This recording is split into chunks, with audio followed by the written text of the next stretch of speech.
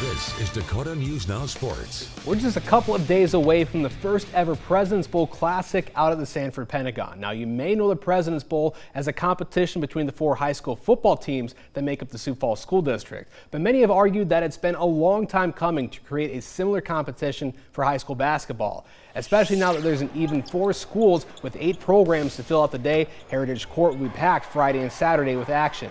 Just like the Presidents Bowl on the gridiron, the Classic is a fundraiser for the booster clubs for all 4 schools. It's also designed to try and build a culture around the annual event that brings together basketball fans from all over the city.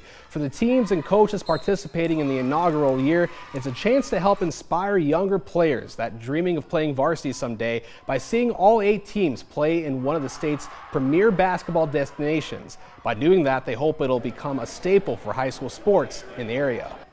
I look at this as a culture builder. You know, you have these young kids that are up and coming, possibly Sioux Falls School District kids, and they're going to see a bunch of high school teams playing basketball, and then your lower level sub-varsity teams are also playing, but they're all going to be in attendance and watching these main event games happen on Heritage Court. It's going to make these high school kids feel like these college, athletes. I kind of talked about, and I'm sure all the other coaches, when they walk in, you see your name on the locker and your face on the Jumbotron, and, just to make them feel important and that all the work that they put in is kind of rewarded with this. And, we're just appreciative for everybody putting this together and giving us this opportunity.